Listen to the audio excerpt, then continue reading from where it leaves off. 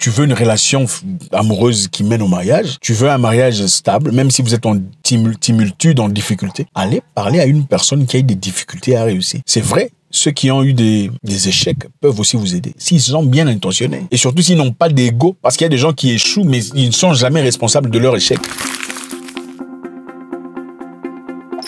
Si vous êtes une femme, ce message vous concerne aussi.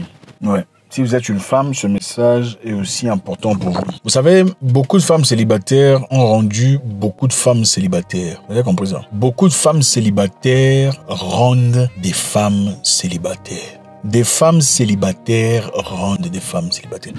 Je comprends pourquoi les mamans, je parle de la génération précédente, avaient tendance à dire à des filles ou nos sœurs, nos grandes sœurs, quand tu te maries, tes amis célibataires ne sont plus tes amis. Ça sonne mal. Ça sonne un peu genre, comment est-ce que tu peux dire ça, tout ça.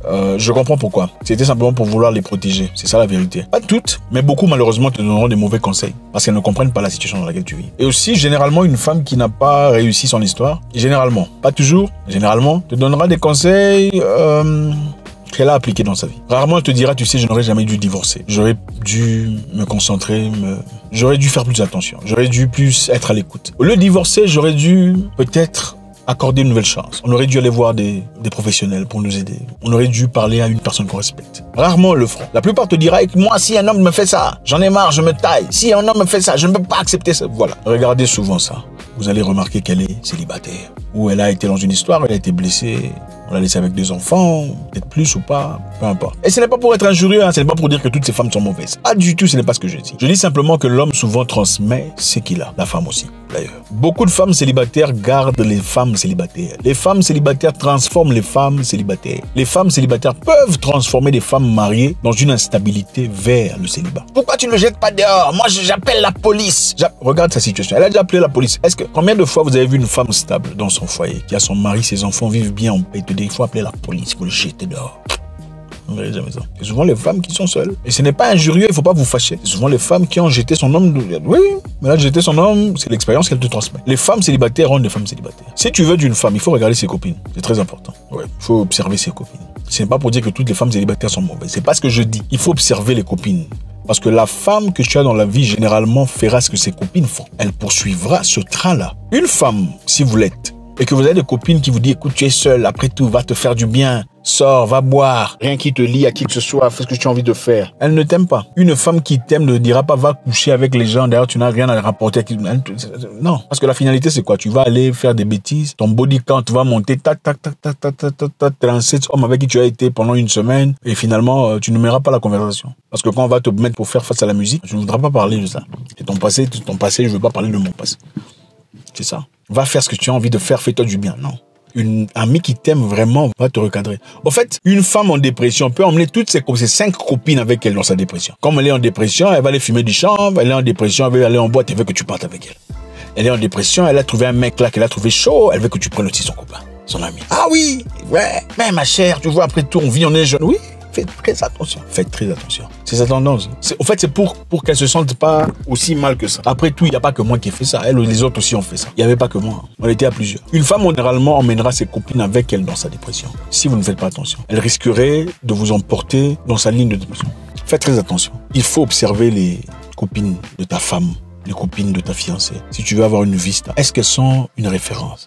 Et ne laissez personne vous dire, ah, moi, je peux pas être influencé. Oui, c'est vrai, il y a des gens qui peuvent pas être influencés, mais la plupart des cas, les gens sont influencés. Même les livres sacrés vous disent, si vous mettez des fruits pourris à côté des fruits bien, ça s'abîme. Vous voulez dire que vous êtes plus intelligent que ça. D'ailleurs, dans ma cuisine, là, j'ai des avocats que j'ai mis à côté des bananes. Toutes les avocats étaient abîmés. Toutes les bananes sont abîmées maintenant. C'est ça la vérité. Qu'on ne vous embrouille pas. Une femme en dépression amoureuse, ils aiment toujours masquer ça. Je suis libre, je veux faire ce que j'ai envie de faire. Elle va vous emmener avec elle dans sa tombe. C'est ça. Non, faites ce que tu as envie de faire. Non, en fait, c'est pas à toi qu'elle parle. Elle s'adresse à elle-même. Vous savez comment les gens font ça?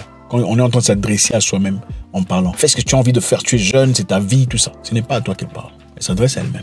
Donc, une fois de plus, faites très attention à qui vous entourez. Il faut demander conseil, généralement, je pense, à une personne qui a réussi dans le domaine où vous voulez réussir. Je pense que ça marche mieux. Ça marche mieux de demander conseil auprès d'une personne qui a réussi dans le domaine où vous voulez réussir. Si c'est quelqu'un qui a un mariage stable, allez parler à une personne qui a un mariage stable. N'allez pas parler à votre copine, vous avez le même degré, le même niveau, vous avez les mêmes problèmes. Non, non.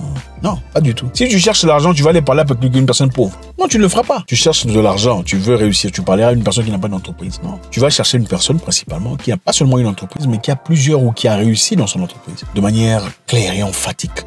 C'est comme ça qu'on fait. Ceci est autant applicable dans beaucoup de choses. Tu veux une relation amoureuse qui mène au mariage. Tu veux un mariage stable, même si vous êtes en tumultude, en difficulté. Allez parler à une personne qui a eu des difficultés à réussir. C'est vrai, ceux qui ont eu des échecs peuvent aussi vous aider. S'ils sont bien intentionnés. Et surtout s'ils n'ont pas d'ego. Parce qu'il y a des gens qui échouent, mais ils ne sont jamais responsables de leur échec. Enfin, il y a beaucoup de types de narcissiques. Il y a des narcissiques passifs, on en parlera prochainement. Et agressifs, c'est différent. Il y a des gens qui sont narcissiques, mais apparemment pas. Elles ne reconnaissent jamais leur faute, ça n'a jamais été de leur faute. La raison pour laquelle il est sorti, il était disloyal, infidèle, tout ça, mais ne parle jamais de son impolitesse exagérée.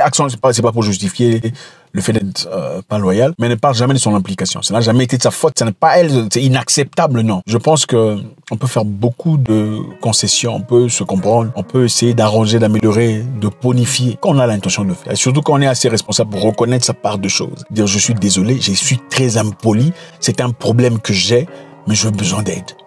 Je suis désolé, je suis très impulsif ou impulsive. Je pense qu'il faut trouver un moyen de parler à quelqu'un d'intelligent ou d'outillé pour m'aider. Les femmes en dépression vont noyer avec elle les copines, 5 ou plus. Elle va t'emmener dans son histoire, sa démarche des hommes. Et il y a une fête. Et ma chère, tu peux pas manquer. Et comment ça se fait?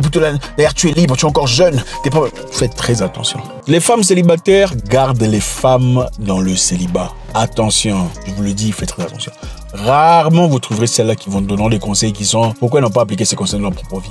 Rarement vous trouverez ces personnes. Rarement. Elles existent certes, mais rarement. La plupart vont vous garder dans le célibat.